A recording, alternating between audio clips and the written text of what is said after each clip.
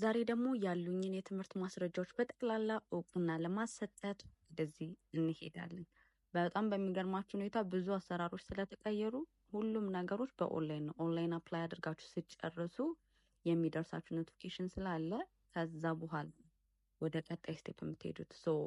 የት ገብታችሁ ምን አድርጋችሁ እንዴት አድርጋችሁ አፕላይ እንድታደርጉ እንድታዩት ብዬ ነው ነገሩን ካከናወንኩ በኋላ ቪዲዮ ሪከርድ እያደረኩላችሁ ያሉት።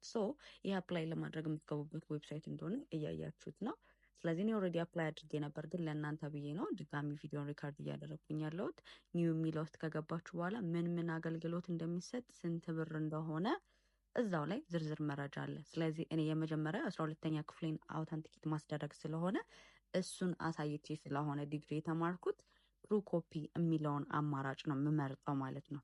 ምክንያቱም የ12ኛ ክፍሉን አውተንቲኬት ካረጋችሁ በኋላ ነው ዲግሪያችሁን፣ ከዛ ደግሞ ማስተርስ ሲሆን ደግሞ ዲግሪያችሁን ካረጋችሁ በኋላ ነው ወደ ማስተርስ የሚሄደው። ትሩ ኮፒ የሚለው ጋር እንገባለን። የፋይዳ ፊን ነንበራችሁ ያስፈልጋችኋል።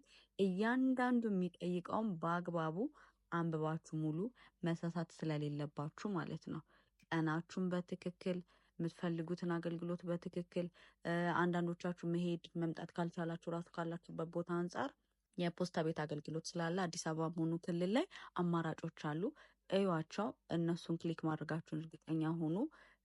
አፕላይ የምታደርጉበትን ቦታ ሆነ የምትቀበሉበትን መምረጥ ስለምትችሉ ስትጨርሱ ላይ ነው ማለት ትችላላችሁ። ይሄን ካረኩኝ በኋላ ነው ወደ ሽሮ ሜዳ ጉዞዬን የጀመረው ወደዚህ ማለት ነው። እዚህም እኔ ሲሄድ ለፍቼን የተመለስኩት ምክንያቱም እዚህም በኦንላይን ነበር አፕላይ የሚደረገው። ዌብሳይቱን ካገኘሁኝ በኋላ የሚያስፈልገኝን ካረጋገጥኩ በኋላ እንደዚህ ዌብሳይቱ ላይ ገብቼ እኔም አፕላይ አድርጌ ነበረ። ስለዚህ ሁለቱም ጋር በአካል መሄድ ሳይጠበቅባችሁ አፕላይ ማድረግ ስላለባችሁ ነው ይሄን እየነገርኳችሁ ያለሁት።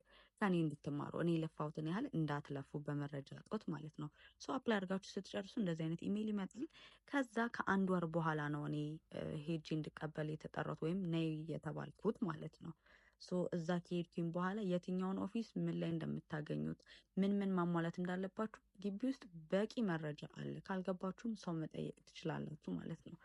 ይሄንኑ ለፕሮሰስና ኢንፎርሜሽን አሟልቼ ነው በወቅቱ እዛ የተገኘሁት። ከአንድ ወር በኋላ የሆነው እኔ አስቸኳይ ጉዳይ ስለሌለኝ ማለት ነው። አስቸኳይ ጉዳይ ያላችሁ በሳምንትም በ15 ቀንም ሊሆን ይችላል፣ ጠይቁ እሱን ማለት ነው።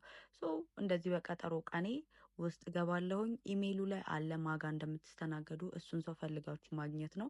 ያ ሰው ዶክመንታችሁን አገላብጦ ካየ በኋላ ወደ ቀጣይ አንድ ሰው ጋር ይልካችኋል ማለት እዛ ውስጥ ያሉ ማለት ነው። ላይ እናንተ ወረፋችሁን እየጠበቃችሁ ትስተናገዳላችሁ። የእሱን ሁለተኛ ማህተም ትቀበላላችሁ። ከዛ በሶስተኛነት ደረጃ የመጨረሻው ማህተም የምታስመቱት ወደ መዝገብ ክፍል ገብታችሁ ነው ማለት ነው። እሱም እዛው አለ። እዚህኛው ጋር የመጨረሻው ማህተባችሁን ካስመታችሁ በኋላ የትኛውም ሀገር ላይ ተቀባይነት ያለው ዶክመንት አላችሁ ማለት ነው።